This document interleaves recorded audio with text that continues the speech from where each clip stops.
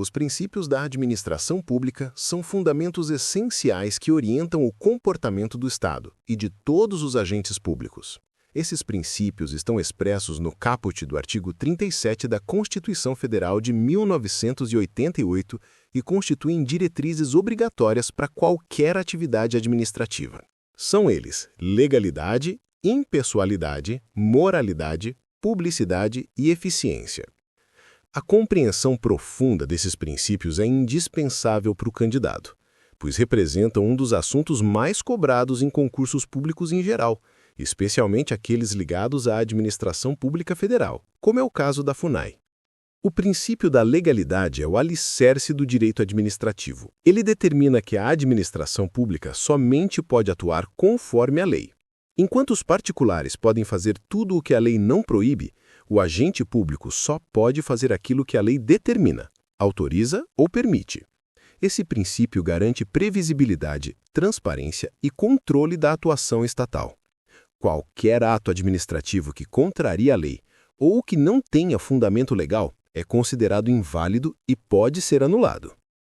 O segundo princípio é o da impessoalidade. Ele decorre diretamente da finalidade pública que deve nortear todo ato administrativo. Esse princípio determina que o agente público não pode agir em benefício próprio ou de terceiros específicos. As ações da administração devem sempre buscar o interesse coletivo. A impessoalidade também proíbe a promoção pessoal de autoridades públicas, impedindo que obras, programas ou campanhas sejam usados como instrumento de autopromoção. Além disso, esse princípio exige tratamento isonômico entre os administrados, evitando privilégios, preferências ou discriminações injustificadas. O princípio da moralidade vai além da legalidade estrita. Ele exige que a atuação administrativa esteja alinhada aos padrões éticos e aos valores de honestidade, boa-fé e integridade. Um ato pode ser legal e, ainda assim, ser considerado imoral se desrespeitar os padrões éticos exigidos da função pública. A moralidade é tão importante que a Constituição prevê a possibilidade de controle judicial sobre ela, e atos imorais podem ser anulados. Em concursos, é comum a cobrança de situações em que a lei é formalmente cumprida, mas claramente há uma violação da ética administrativa. O princípio da publicidade estabelece que os atos da administração devem ser divulgados para garantir transparência e permitir o controle social. A publicação dos atos administrativos é condição necessária para sua validade e eficácia, salvo exceções previstas em lei, como situações que envolvem sigilo por razões de segurança ou proteção de informações sensíveis. A publicidade também se relaciona com a prestação de contas e com o dever de clareza e acessibilidade das informações públicas. Em provas, é frequente a abordagem de casos de divulgação inadequada ou ausência de publicidade. O princípio da eficiência foi introduzido pela Emenda Constitucional número 19/1998 e representa a busca por melhores resultados com o menor custo possível. Exige que a administração seja ágil, moderna, inovadora e orientada por desempenho. Esse princípio está relacionado à qualidade dos serviços prestados ao cidadão e à boa gestão dos recursos públicos. A eficiência também influencia a avaliação e gestão dos servidores públicos, promovendo critérios de mérito e desempenho. Questões de concurso frequentemente relacionam esse princípio à reforma administrativa e à busca por otimização da máquina pública. Além desses 5 princípios expressos, a doutrina e a jurisprudência reconhecem outros princípios implícitos igualmente importantes. Entre eles estão a razoabilidade, a proporcionalidade, a motivação, a continuidade do serviço público, a autotutela e a supremacia do interesse público. Embora não estejam citados no caput do artigo 37, esses princípios orientam a atuação estatal e aparecem frequentemente nas decisões do Supremo Tribunal Federal e do Superior Tribunal de Justiça. O princípio da razoabilidade exige que os atos administrativos sejam adequados e equilibrados. Já a proporcionalidade determina que a ação administrativa deve ser necessária e não excessiva, evitando restrições maiores que as exigidas pela situação. A motivação impõe que os atos administrativos sejam fundamentados, especialmente aqueles que geram efeitos mais intensos para os administrados, como sanções, licitações ou desapropriações. A continuidade do serviço público reflete a necessidade de manter serviços essenciais funcionando de forma ininterrupta. A autotutela permite que a própria administração anule atos ilegais ou revogue atos inconvenientes. A supremacia do interesse público, por sua vez, orienta toda a atuação estatal na defesa da coletividade. Em síntese, os princípios da administração pública constituem a base para toda a atuação do Estado. Compreendê-los significa entender como deve funcionar a máquina pública e quais limites e deveres orientam seus agentes. Essas diretrizes permeiam a atuação do direito administrativo e são cobradas nas mais diversas situações em provas. O domínio desse conteúdo é indispensável para quem busca uma vaga em concursos como o da FUNAI. A organização do Estado e da administração pública é um tema central dentro do direito constitucional e do direito administrativo. Compreender essa estrutura é fundamental para o candidato entender como o Estado brasileiro funciona, como se distribuem suas competências e como a máquina administrativa se articula para prestar serviços à população. Trata-se de um conteúdo amplamente cobrado em concursos federais, inclusive no concurso da FUNAI. Em primeiro lugar, o Estado brasileiro está organizado politicamente como uma república federativa, formada pela união indissolúvel de 4 entes federativos: União, Estados, Distrito Federal e municípios. Cada um desses entes possui autonomia política, administrativa e financeira, mas não soberania. A soberania pertence apenas à República Federativa do Brasil como um todo. Essa autonomia significa que cada ente possui competências próprias, pode criar suas próprias leis e administrar seu patrimônio, dentro dos limites estabelecidos pela Constituição Federal. A Constituição organiza o Estado brasileiro em 3 poderes, independentes e harmônicos entre si: Executivo, Legislativo e Judiciário. Essa separação é essencial para evitar abusos e garantir o equilíbrio institucional. O Poder Executivo administra e implementa as políticas públicas. O Poder Legislativo cria leis e fiscaliza o Executivo. O Poder Judiciário interpreta a lei e resolve conflitos. Esse modelo se aplica tanto à esfera federal quanto às estaduais e, em certa medida, às municipais. Dentro da estrutura administrativa, é fundamental distinguir entre administração direta e administração indireta. A administração direta é composta pelos órgãos que integram a estrutura central dos entes federativos, como ministérios, secretarias estaduais e municipais. Esses órgãos não têm personalidade jurídica própria. Eles dependem diretamente do ente ao qual pertencem. Já a administração indireta é formada por entidades administrativas dotadas de personalidade jurídica própria, criadas para desempenhar atividades específicas. Entre elas estão autarquias, como a FUNAI, são entidades públicas com autonomia administrativa e patrimônio próprio criadas por lei para desempenhar funções típicas do Estado. Não têm finalidade lucrativa e seus bens são públicos. Fundações públicas, que atuam em atividades sociais como saúde, educação e pesquisa. Empresas públicas, que são entidades de direito privado criadas e mantidas exclusivamente pelo Estado, podendo atuar em atividade econômica. E sociedades de economia mista, que possuem capital misto, público e privado, e também atuam na atividade econômica. A compreensão dessas categorias é fundamental, pois cada tipo de entidade possui regras próprias, especialmente no que diz respeito a concursos públicos, regime jurídico dos servidores, licitações e contratos. Outro ponto essencial são os órgãos públicos, que fazem parte da administração direta. Eles são classificados conforme sua função: órgãos de direção superior, órgãos de assessoramento, órgãos de execução e órgãos de controle. Mesmo não possuindo personalidade jurídica, os órgãos possuem competências definidas e desempenham funções essenciais dentro da estrutura estatal. Também é importante compreender o conceito de centralização, descentralização, concentração e desconcentração. A centralização ocorre quando a execução de serviços permanece com o ente principal, ou seja, o próprio Estado realiza a atividade. Já a descentralização ocorre quando o Estado transfere a execução de determinada atividade para outra entidade, como uma autarquia, empresa pública ou concessionária de serviço público.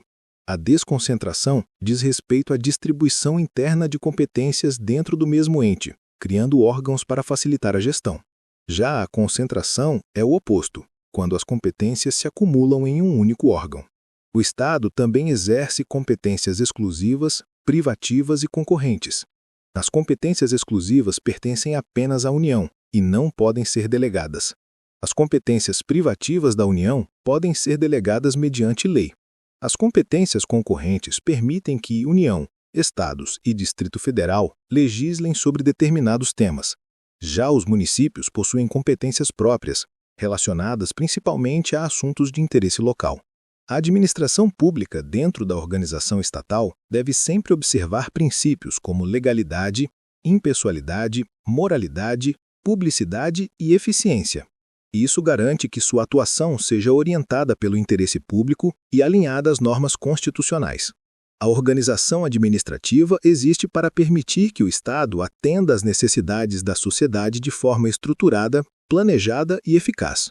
Finalmente, é fundamental que o candidato entenda que toda essa estrutura foi concebida para assegurar a prestação de serviços à população, a implementação de políticas públicas e a proteção dos direitos fundamentais, incluindo os direitos dos povos indígenas, área de atuação central da FUNAI. Compreender como o Estado e sua administração se organizam é essencial para entender onde cada instituição se encaixa, como se distribuem as responsabilidades e de que forma o interesse público é atendido. Esse conhecimento é decisivo nas provas, pois serve de base para todo o restante do conteúdo de direito administrativo. O regime jurídico dos servidores públicos civis da União, das autarquias e das fundações públicas federais é disciplinado pela Lei nº 8.112, de 1990. Trata-se da principal norma que regula a vida funcional dos servidores federais, incluindo seus direitos, deveres, responsabilidades, formas de ingresso, desenvolvimento na carreira e hipóteses de desligamento. Para concursos federais, especialmente aqueles relacionados à administração pública direta e indireta, como é o caso da FUNAI, o domínio dessa lei é absolutamente essencial. A Lei nº 8.112/1990 estabelece inicialmente as regras sobre o provimento dos cargos públicos. O provimento é a forma de ingresso ou movimentação dentro de um cargo. A forma originária de provimento é a nomeação, que ocorre após aprovação em concurso público. As demais modalidades são formas derivadas: promoção, readaptação, reversão, aproveitamento, reintegração e recondução. É fundamental compreender cada uma delas. A promoção eleva o servidor dentro da carreira. A readaptação ocorre quando o servidor é deslocado para cargo compatível com suas limitações físicas ou mentais. A reversão permite o retorno do aposentado ao serviço em casos específicos. O aproveitamento reintegra servidor em disponibilidade. A reintegração restitui o servidor dispensado indevidamente. A recondução recoloca o servidor em cargo anteriormente ocupado. Em relação aos direitos e vantagens, a lei garante ao servidor diversos benefícios, como férias anuais de 30 dias, adicional de férias de 1/3, licenças para tratamento de saúde, capacitação, interesses particulares, gestante, adotante e paternidade. O servidor também tem direito a adicionais como insalubridade, periculosidade, adicional noturno, gratificações e indenizações previstas em lei. Outro ponto importante é a remuneração, composta pelo vencimento básico e pelas vantagens permanentes. A Lei 8.112 também assegura a jornada regular e intervalos mínimos. Um dos tópicos mais cobrados em provas diz respeito às licenças. Entre elas, destacam-se licença por motivo de doença em pessoa da família, licença por motivos particulares, licença para serviço militar, licença para atividade política, licença para capacitação e licença para acompanhamento de cônjuge. Cada uma possui regras próprias de duração, remuneração e condições de concessão. Em concursos, é comum a cobrança de detalhes, como prazos, requisitos e situações específicas em que a licença é remunerada ou não. Outro ponto essencial é o regime disciplinar. Os servidores públicos devem observar os deveres como assiduidade, pontualidade, lealdade às instituições, obediência às normas, urbanidade com o público e zelo pelo patrimônio público.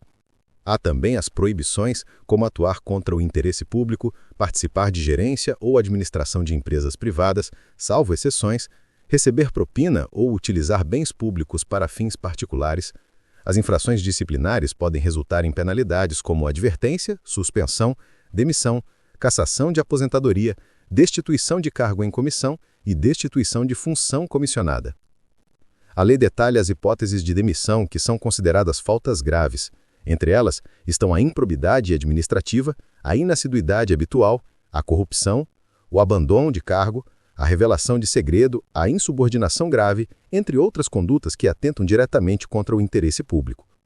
Para a aplicação dessas penalidades, é obrigatório o processo administrativo disciplinar, que deve respeitar o contraditório e a ampla defesa.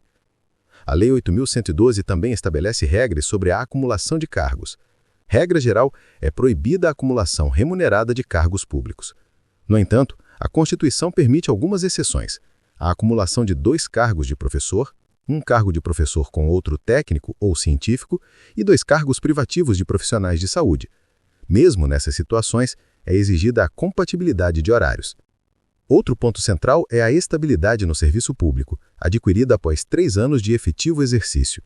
Para perder a estabilidade, o servidor precisa ser demitido por sentença judicial transitada em julgado, processo administrativo disciplinar ou procedimento de avaliação periódica de desempenho, garantidos o contraditório e a ampla defesa. A estabilidade cria segurança para o servidor, mas também exige cumprimento rigoroso de suas atribuições.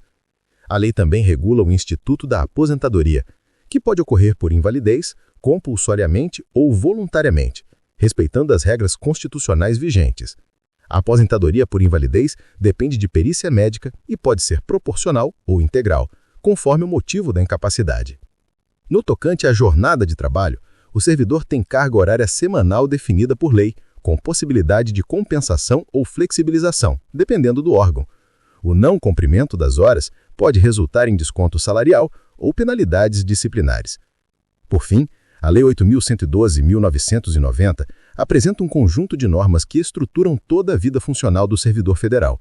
Ela estabelece direitos e limites, define responsabilidades, organiza a relação entre o servidor e a administração pública e garante mecanismos de controle para assegurar a atuação ética, eficiente e comprometida com o interesse público.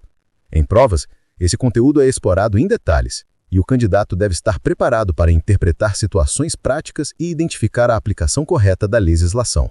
A Lei de Improbidade Administrativa, Lei nº 8.429 de 1992, é um dos pilares do combate à corrupção e à má gestão no setor público brasileiro. Essa norma estabelece condutas ilícitas praticadas por agentes públicos ou por particulares que causem prejuízo ao patrimônio público, enriqueçam indevidamente ou violem princípios da administração pública.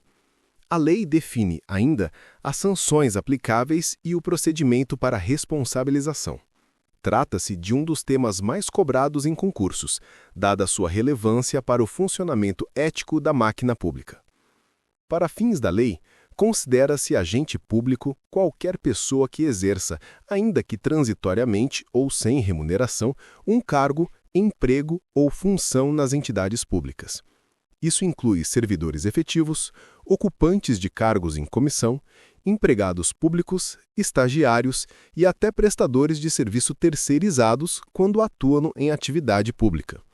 Além disso, particulares também podem responder por improbidade quando se beneficiam ou concorrem para a prática do ato.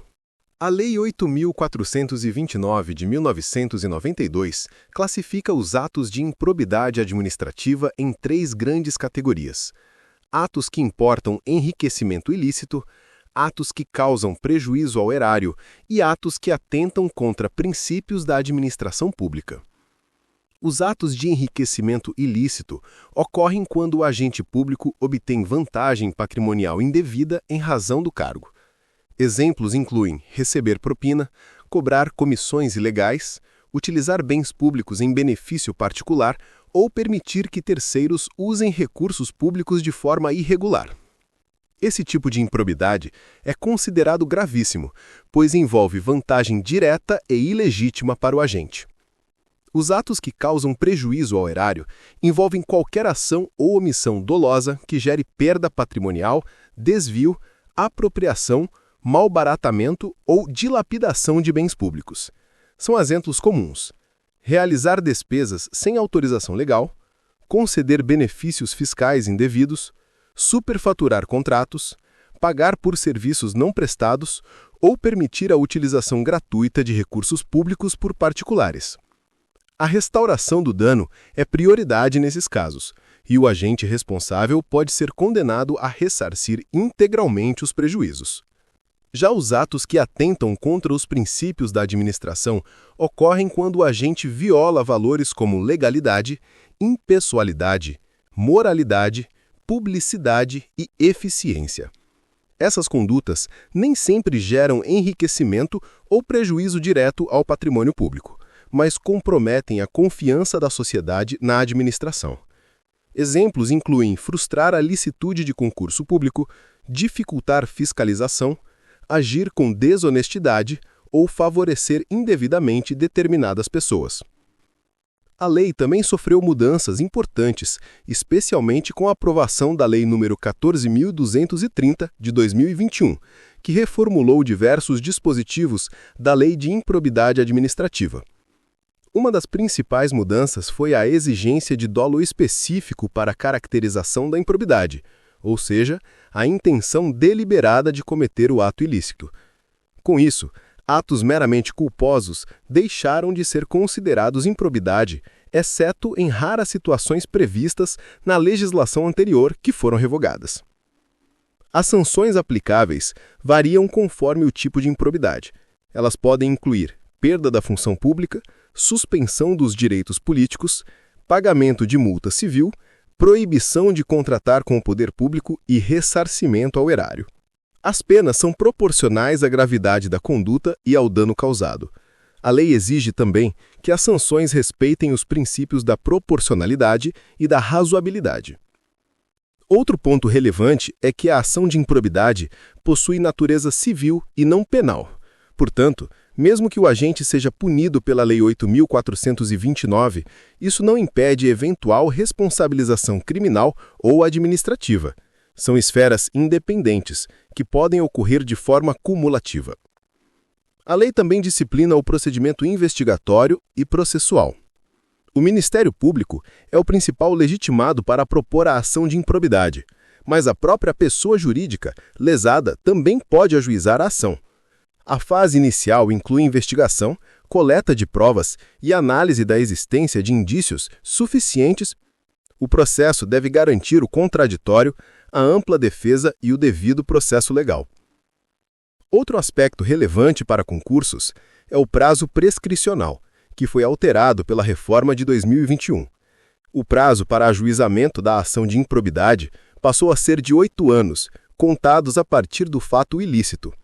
Antes, aplicava-se o prazo de 5 anos após o fim do mandato ou função. É essencial que o candidato conheça as mudanças trazidas pela nova legislação. Por fim, é importante compreender que a Lei de Improbidade Administrativa busca proteger o patrimônio público, garantir a moralidade administrativa e preservar a confiança da sociedade nas instituições. Para carreiras públicas, especialmente aquelas voltadas à defesa de direitos coletivos e proteção dos povos indígenas, como na FUNAI, o estudo dessa lei é indispensável, pois orienta a atuação ética e responsável dos servidores.